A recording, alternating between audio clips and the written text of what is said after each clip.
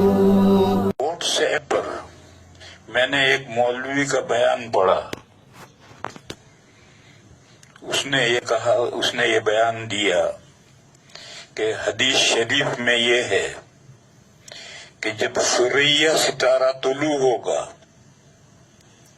تو دنیا میں سے سب بیماریاں ختم ہو جائیں گی. تو یہ جو کورونا ہے یہ بھی ختم ہو جائے گا. پھر اس نے یہ کہا کہ ثریا ستارہ طلوع ہوگا 12 مئی کو. یہ میں نے واٹس ایپ پر ایک مولانا صاحب کی تقریر کی تھی. یہ ساری تقریر غلط ہے.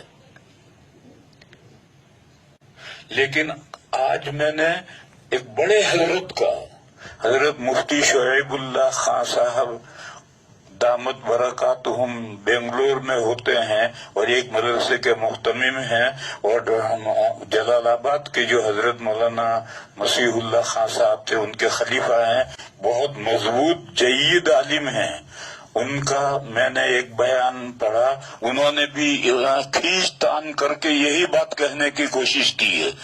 کیونکہ حدیث جو بخاری مسلم میں حدیث ہے، بخاری میں تو حدیث نہیں ہے، مسلم میں حدیث ہے، اس کے لیے فلاں کتاب میں اور فلاں کتاب میں، اور اترتے ابن عقیل کی کتاب الضعفاء تک چلے گئے اور وہاں سے روایت لا کر کے انہوں نے بھی یہ ثابت کیا کہ ثریا ستارہ جب نکلتا ہے تو دنیا کی ساری بیماریاں ختم ہو جاتی ہیں، لہذا کورونا بھی ختم ہو جائے گا.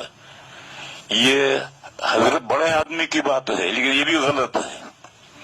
وہ جو مولانا صاحب کا بیان میں نے پڑھا تھا تو معلوم نہیں کون تھے، وہ تو غلط تھی. یہ بھی غلط ہے. اس کو سمجھو اچھی طرح سے. حدیثوں میں کچھ حدیثیں ایسی ہوتی ہیں کہ جو بظاہر عام نظر آتی ہیں مگر حقیقت میں وہ خاص ہوتی ہیں، اور بعض حدیثیں جو خاص ہوتی ہیں وہ حقیقت میں عام ہوتی ہیں. قرآن میں بھی ایسا ہے اور حدیثوں میں بھی ایسا ہے. انداز بیان خاص ہے اور مراد عام ہے. ثریا ستارہ طلوع ہوتا ہے تو بیماری ختم ہو جاتی ہے. یہ حدیث بظاہر عام ہے.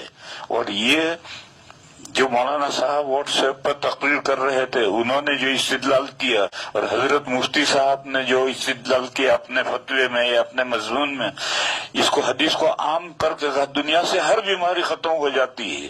ارے 12 مئی تو ہر سال آتی ہے، تو کیا 12 مئی کے بعد میں سب ڈاکٹروں کے دواخانے بند ہو جاتے ہیں؟ کہاں ساری بیماریاں ختم ہو جاتی؟ یہ تو بداحت کے خلاف ہے. یہ تو حدیث الفاظ عام ہے لیکن مراد خاص ہے. وہ خاص کیا ہے؟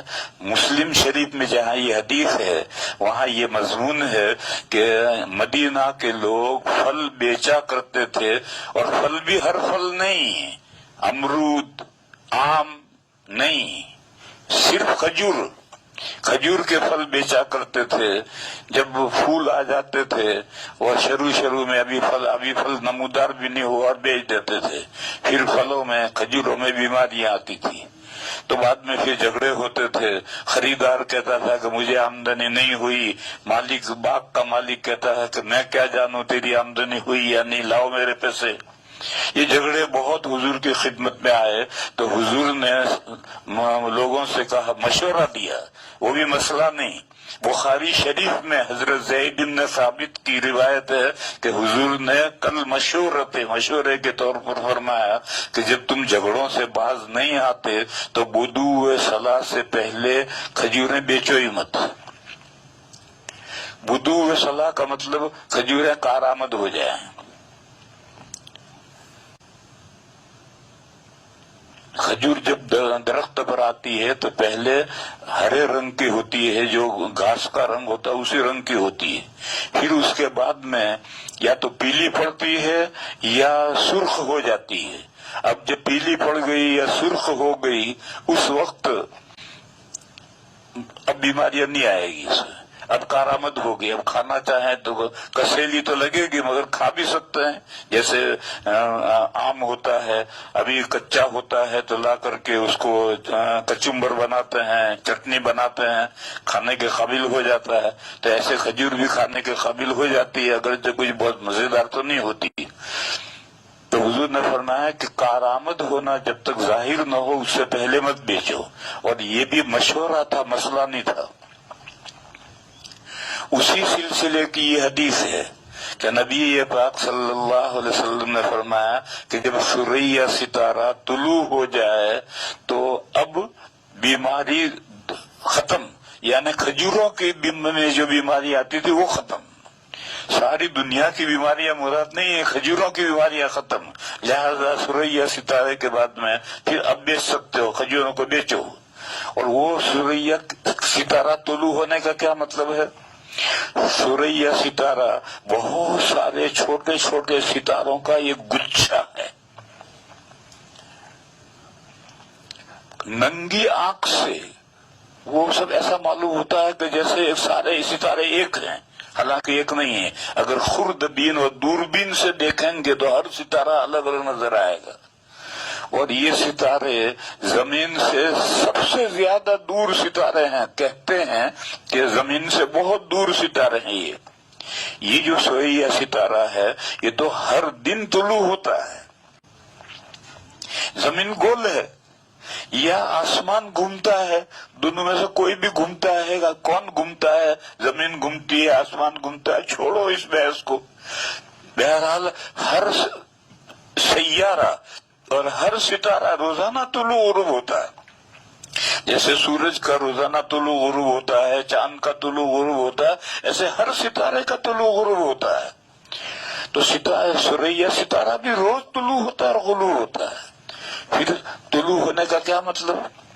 دونوں طلوع ہونے کا مطلب یہ کہ یہ فجر میں صبح صادق کے بعد جب سورج نکل آتا ہے یا اس کی روشنی نکل آتی ہے پہلے، اس کے بعد یہ ستارہ ظاہر ہوتا ہے، طلوع ہوتا ہے۔ لیکن ستاروں کی رفتاریں الگ الگ ہیں، کوئی آگے کوئی پیچھے، جیسے چاند کی رفتار کیا سورج کی رفتار آگے پیچھے ہوتی ہے، اسی طریقے سے جب یہ صبح صادق کے بعد طلوع ہو جائے اور ابھی سورج کی روشنی نہیں آئی تو اس وقت چونکہ بہت دور ہے اور دھندلا سا یہ ستارہ ہے ثریا، تو ننگی آنکھ سے تو نظر بھی نہیں آتا، لیکن جب اندھیرا رات میں صبح صادق کا بعد اندھیرا ہوتا ہے اس وقت یہ طلوع کرے تو نظر آئے گا کہ دیکھو اس ثریا ستارہ نکلا، اور پھر سورج کی روشنی بعد میں ہوگی اور سورج طلوع بعد میں ہوگا۔ تو جب یہ سورج سے پہلے طلوع ہو تو اب کھجوروں کی بیماریاں ختم، اب کھجوریں بیچو، یہ حدیث شریف کا مطلب ہے۔ اور میں نے کہا کہ یہ تو بدیہی بات ہے، 12 مئی تو ہر سال آتی ہے اور ستارہ یہ اس دن ہر سال طلوع ہوتا ہے، پھر اس کے بعد کہاں دنیا میں ساری بیماریاں ختم ہو جاتی ہیں اور کہاں سارے ڈاکٹرز ہو جاتے ہیں اور کہاں ساری دواخانے بند ہو جاتے ہیں۔ یہ تو کھجوروں کے تعلق سے یہ حدیث شریف ہے۔ اور حضرت مفتی صاحب دامت برکاتہم نے جس انداز سے مضمون کو لکھا ہے وہ محدثانہ طرز نہیں، محدثانہ طرز یہ ہے کہ اگر کوئی حدیث شریف ہے اور اس کے لیے اگر آپ کو کوئی متابع چاہیے تو متابع بھی کم سے کم اس اصل حدیث کے برابر کے درجے کا متابع چاہیے، اس سے کم نہیں ہونا چاہیے۔ اور حدیث کی شرح میں بھی یہی ملحوظ رہنا چاہیے کہ مسلم شریف کی حدیث ہے اور دوسری کتابوں میں الفاظ بدلے ہیں تو ان کی سندیں بھی کم سے کم مسلم شریف کے درجے کی ہوں، فن اعتبار کے روح سے گئی گزری 5ویں درجے کی جو کتابیں ہیں ان کتابوں میں حدیث کے جو الفاظ ہیں ان الفاظ کے ذریعے سے پہلے درجے کی کتابوں میں جو حدیث ہے ان الفاظ کی شرح کرنا یہ صحیح نہیں۔ تو یہ ایک دوسری بات ہے، کورونا بیماری کب ختم ہوگی اللہ جانے کب ختم ہوگی۔